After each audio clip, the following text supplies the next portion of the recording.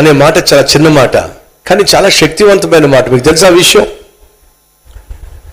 ఎవరైనా సరే మనకు తెలిసిన వాళ్ళు మనకు ఎదురుపడినప్పుడు ఒక చిరునవ్వుతో బాగున్నారండి అని అనండి, ఎంత సంతోషిస్తారో.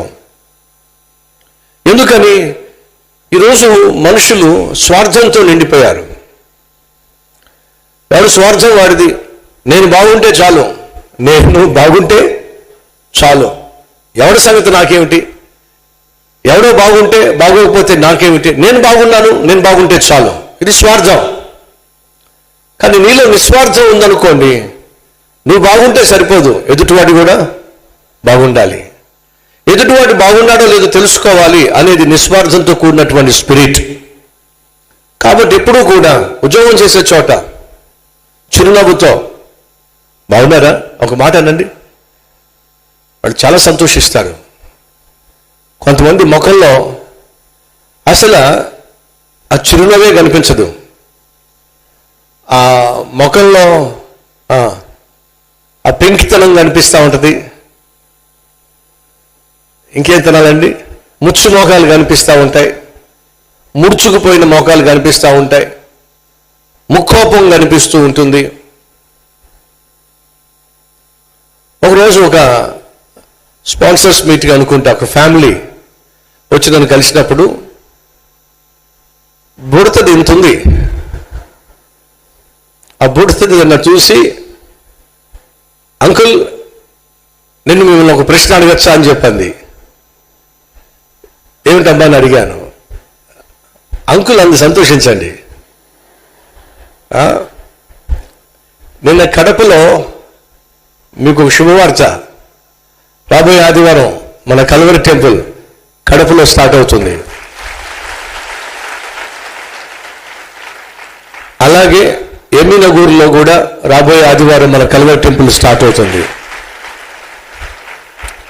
సో మంగళవారం అక్కడున్నటువంటి ఆత్మీయులు కలవడానికి వెళ్ళాను ఎమ్మినగూరులో. నిన్నటి రాత్రి కడపలో ప్రత్యేకంగా మీటింగ్ ఏర్పాటు చేయడం జరిగింది.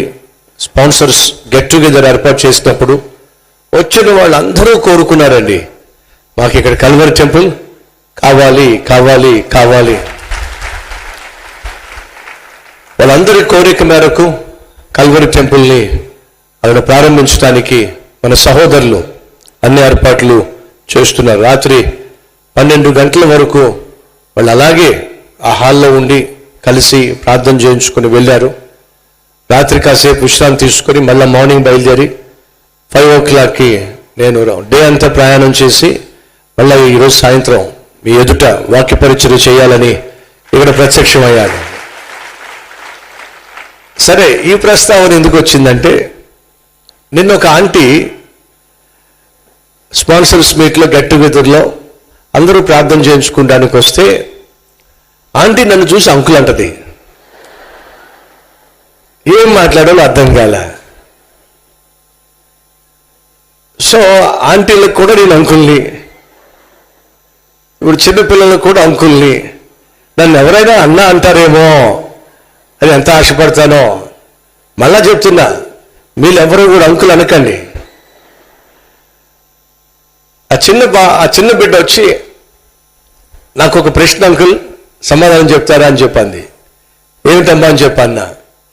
ఇంత సేవ ఉంది, ఇన్ని సంఘాలు ఉన్నాయి, కానీ ఎప్పుడూ కూడా మీరు నవ్వుతూనే ఉంటారు, దాని సీక్రెట్ ఏమిటి అని చెప్పింది. అని చెప్పి చూస్తూ ఉంది. నేను నవ్వాను, కాముగా వెళ్ళిపోయింది. మళ్ళా ప్రత్యక్షమైంది. మరొక రోజు మళ్ళీ వచ్చింది. మళ్ళీ వచ్చి ఆ రోజు మిమ్మల్ని ఒక ప్రశ్న అడిగాను. మీరు నవ్వుతూ ఉంటారు, దానికి కారణం ఏమిటంటే మళ్ళీ నవ్వారు. ఏమిటి సీక్రెట్? అప్పుడు చెప్పాను, మొదటిగా నాలో ఉన్న నా ప్రభు అయిన యేసుక్రీస్తు. సేవ ఎంత భారభరితమైనప్పటికీ కూడా దేవుడు నాకు నేర్పించినటువంటి గొప్ప ఆత్మీయ పాఠం ఏమిటంటే, ఆ సేవా భారాన్ని నేను ఒక్కడనే మోయటల్లా, నాతో పాటు నా ప్రభువు కూడా ఉన్నాడు. కాబట్టే ఎంత భారభరితమైనటువంటి పరిచర్య అయినా, ఎంత ప్రయాసతో కూడినటువంటి పరిచర్య అయినా, ఆ పరిచర్యను మనం ప్రేమించినప్పుడు, అమ్మ చూడండి, చిన్నపిల్లడికి అన్నం పెట్టాల్సి వస్తే అన్నం మెత్తం చేసి మెత్తం చేసి మెత్తం చేసి మెత్తం చేసి మెత్తం చేసి మెత్తం చేసి, ఈ రోజుల్లో మెత్తం చేసి పెడుతున్నారా? నా దగ్గరికి అన్నం ముట్టించమని తెస్తారండి. చెప్పారా మీకు? స్పూన్ ఇరిగిపోయిందండి. ఆ గిన్నెలో స్పూన్ పెట్టి కాస్త తవ్వుదామంటే తవ్వకాలు కూడా రావట్లా. ఇంకొంచెం గట్టిగా అనేసరికి స్పూనే ఇరిగిపోయింది. ఈ రోజుల్లో తల్లులు అలా తగలడ్డారు. అందరు కాస్తుమా? సో చక్కగా కమ్మగా చక్కగా చారు వేసి కొంచెం నూనె నెయ్యి వేసి ఎంత కమ్మగా కమ్మగా కమ్మగా, ఎక్కడా కూడా గొంతు అడ్డుపడకుండా, అది ప్రయాసతో కూడింది. అది ఎందుకు అంత ప్రయాసపడుతుంది? అంతేకాదు, తను తెచ్చినటువంటి గిన్నెలో ఉన్న అన్నం అంతా పెట్టాలని చెప్పి ఎన్ని కబుర్లు చెప్పిద్దో. చందమామ అంటది, బూచోటంటది, నక్షత్రాలు చూపిస్తుంది. మీరు గమనించారో లేదో, ఈ దృశ్యాలు ఈ రోజుల్లో కనపట్లేదు, దురదృష్టం. మనం ఆ వీధిలో వెళ్తూ ఉంటే ఆ బిడ్డను చంకన పెట్టుకొని తినిపిస్తానే ఉంటుంది. మీరు ఒక అరగంట తర్వాత, గంట తర్వాత మళ్ళీ అదే వీధిలో మళ్ళీ అలాగే వెళ్తా ఉండండి, ఆ తల్లి పాపం ఆ బిడ్డకి తినిపిస్తానే ఉంటుంది. ఎందుకని? ఆ గిన్నెలో ఉన్నది అయ్యేంత వరకు. చెప్పండి, ఈ దృశ్యాలు మీరు చూస్తున్నారా? చూస్తున్నారండి? ఎప్పుడో అమ్మ మిమ్మల్ని చూస్తే మాత్రం అనిపించట్లేదు నాకు, మీరు చాలా మంచివాళ్ళు. అది నా భ్రమను వాళ్ళు గట్టిగా చప్పట్లు కొడతారా? కొట్టండి కొట్టండి, బాగా కొట్టండి.